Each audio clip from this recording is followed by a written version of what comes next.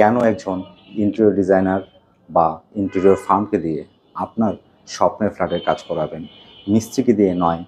কেন একজন interior designer বা একটি ইন্টেরিয়র ফার্ম আপনার স্বপ্নের ফ্ল্যাট সুন্দর করে সাজানোর জন্য আপনার একজন পেশাদার সঙ্গী, অন্যদিকে একজন মিস্ত্রি হচ্ছে দক্ষ কারিগর। তাহলে এদের মধ্যে পার্থক্য কোথায়?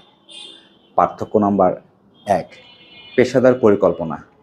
একজন ইন্টেরিয়র ডিজাইনার বা তার ফার্ম আপনার প্রয়োজন রুচি অনুযায়ী পরিকল্পনা করে থাকে, যেটা কিনা মিস্ত্রি করে না।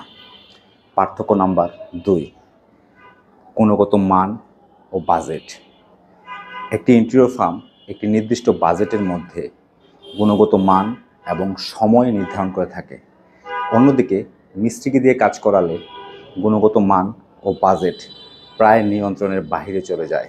পার্থক্য নাম্বার 3, সহজ সমাধান। একজন ইন্টেরিয়র ডিজাইনার বা তার ফার্ম পুরো প্রকল্পের দায়িত্ব নেয়, যেমন ডিজাইন উপকরণ কেনা, কাজের তদারকি করা, যার জন্য আপনাকে কোনো ঝামেলায় পোহাতে হয় না। তাই শুধু আপনার স্বপ্নের ফ্ল্যাট সাজানোর জন্যই নয়, পরিকল্পিত জীবনযাপনের জন্য একজন ইন্টেরিয়র ডিজাইনারের সাহায্য নেওয়া বুদ্ধিমানের কাজ। ধন্যবাদ।